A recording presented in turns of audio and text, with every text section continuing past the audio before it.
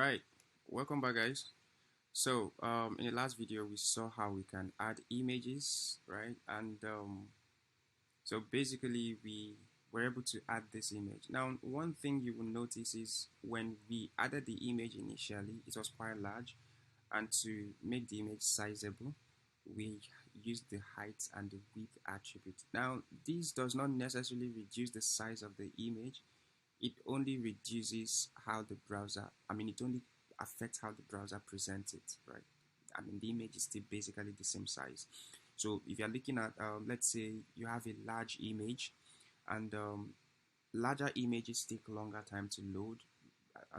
It's a good practice that when you add images to your website, you make the image really small in size. Now, I'm not talking about display, I'm talking about the actual size of the image. Now, to reduce it, this doesn't cut it. You actually maybe have to find some sort of image compressor tools. There are tons of them that you can use to compress the image and really make it smaller. That's good practice. Okay, I just wanted to put that out. Another thing is when we use the height and width attributes, it kind of distorts the aspect ratio.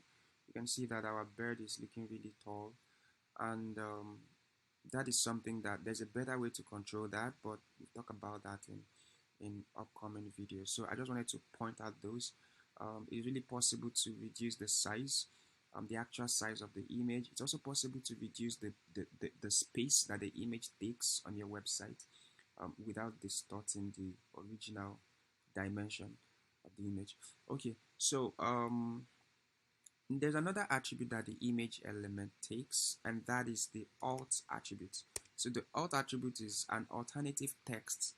So this text displays when for some reasons the image doesn't load, right? So if the image doesn't load, you have a text to show. So we can just the same thing that the image is about. So the idea is if my image doesn't load, and it shows that broken image icon, the user should be able to know what image was I trying to load here. Let me show you an example. So I do an error here. It says bid.png. Obviously there's no bid.png anywhere, so it's going to show a broken image because the browser, it can't find the image in my code. So I get this broken image, and then I get bird.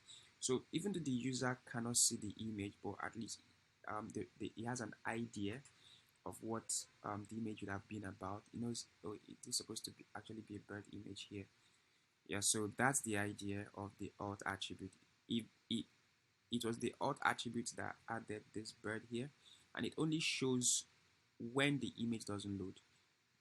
So if I remove it, we are left with just broken image and a dimension that is only here just because we specified height and width. Okay, so again, there's a better way to do this, which we're going to come to. All right, so let's leave our alt attribute. So it's very important you always have your alt attributes, always have your source attributes when you're adding images. Great.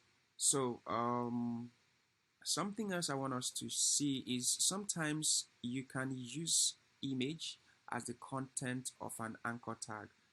Let's say, for instance, you have an anchor tag. Rather than put a text, you can actually put an image there, so that when users click on the image, they go to whatever you specified. So, but let's make this a little bit more readable. So you have an anchor tag, and then you have an image inside it. So right now, this image becomes clickable. Let's make it bird. So this image becomes clickable. So you can actually click on this image to go to this resource, right? If that makes sense. So let's actually make it on Splash. So let's do https://on splash.com, and then we save. So hopefully when we click this, it should take us to Unsplash, and it does. And we go back, and we have our image back.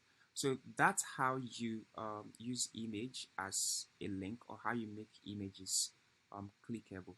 So I'm gonna see you guys in the next video. We have